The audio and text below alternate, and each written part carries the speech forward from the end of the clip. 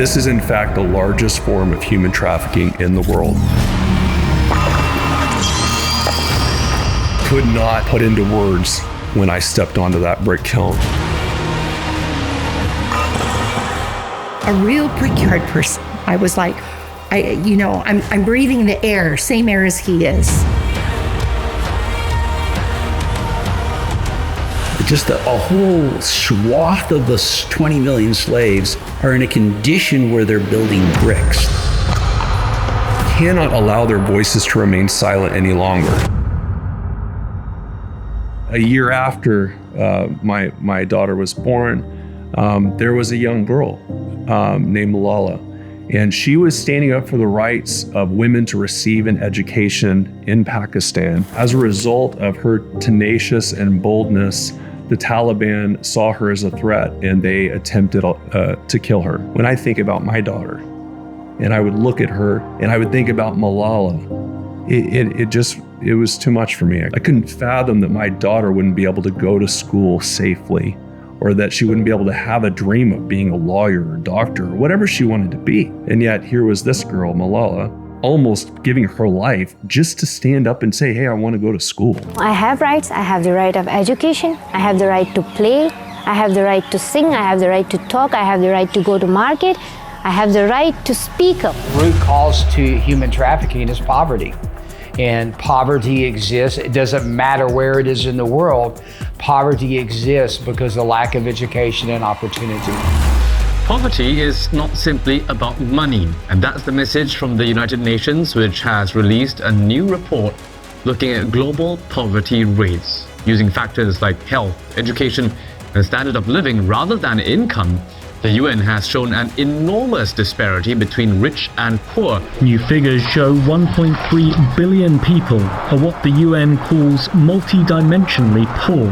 Of the 5 Asian countries the UN highlighted, Bangladesh had the highest poverty rate of 42%, followed by Pakistan with 38%, Cambodia 37%, India 28%, and Vietnam dramatically less, with just 5% of the population considered poor. The evilness, the unfairness, the injustice of the economic bondage of people in slavery, with sexual slavery being the worst of it all.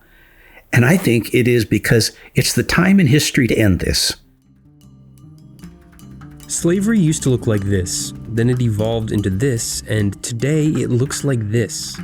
In fact, there are an estimated 45.8 million people living in modern slavery across 167 different countries. Children held in the commercial sex trade, adults held in the commercial sex trade, and any other laborer made to work through force, fraud, or coercion. The trafficking victim often looks like anybody else at work, in a mine, on a farm, in a factory.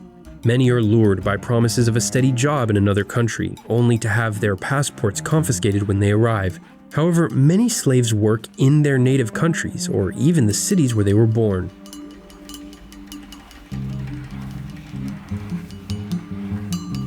So we fight for everything. Child abuse, malnutrition, bad working condition, bad living condition.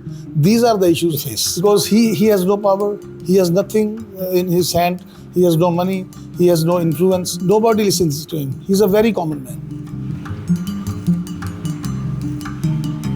How do we reignite the sensitivity of pain to say that, oh no, that if my brother is suffering or my sister's suffering, that is something that I need to partner in? It's the next generation. The next generation are tenacious. They're hungry. They're not happy with the way things are going, the despondency and the apathy. And so they want something. Give me something that I could just hold on to. Give me something that I could fight for.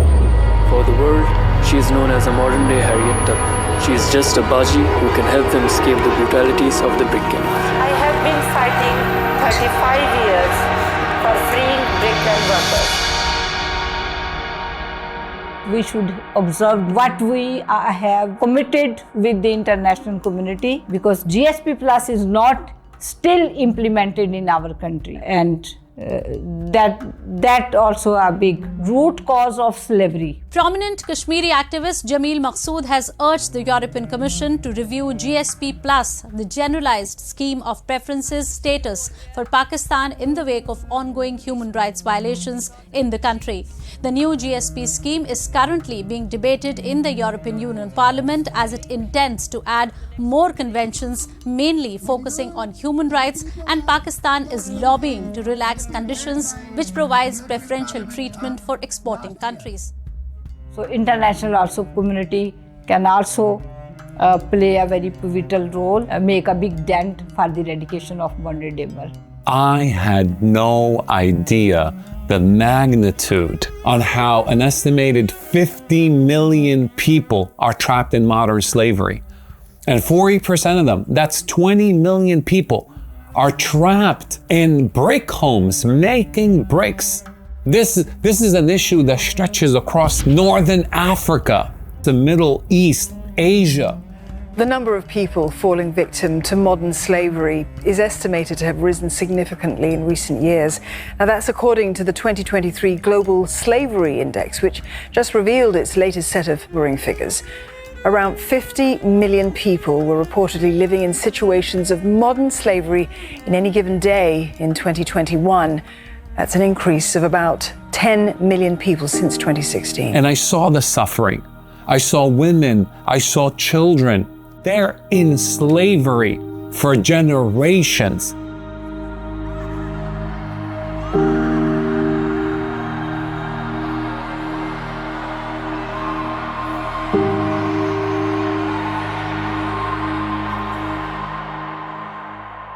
I wanted to know. I said, tell me about it. He said, my grandfather was born in the brickyard. My father was born, and mother were born in the brickyard.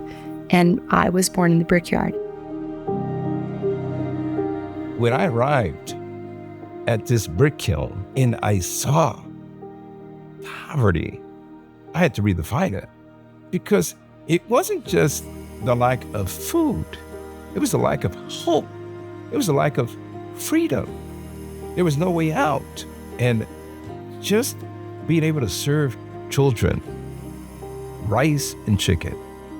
What was stunning for me was that these plates were huge. And I'm like, whoa, these are little kids, some of them as old as maybe 3 or 4 years of age, and they have this huge plate of rice and chicken. And I asked myself, how could they eat so much? And the response came quickly from one of our leaders, which was, that is the only meal that they will have for one whole day.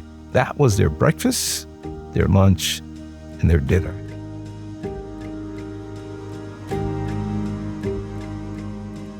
We were going into the brick kilns, and there was this family that Ben introduced us to. So this dad sold his kidney on the black market to try to get out of some debt because his wife needed money for her breast cancer.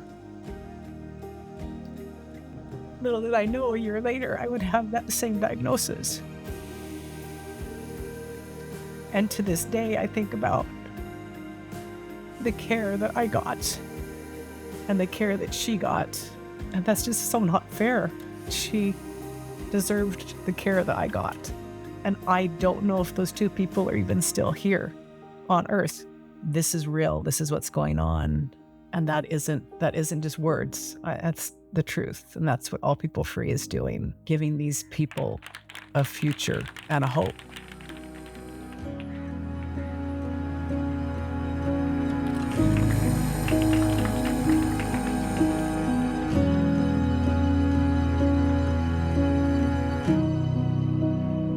What we're dealing with is generational slavery. I want to see the world rally behind this cause and stand up for the rights of all these young children. They're not able to receive an education because they're being forced into this horrific working condition. I want to see all that come to an end. And we can bring resources and programs and aid and education and industry in a way that's going to actually make a pathway to get these people from a life of slavery into a life of freedom. All People Free is about seeing all people come free.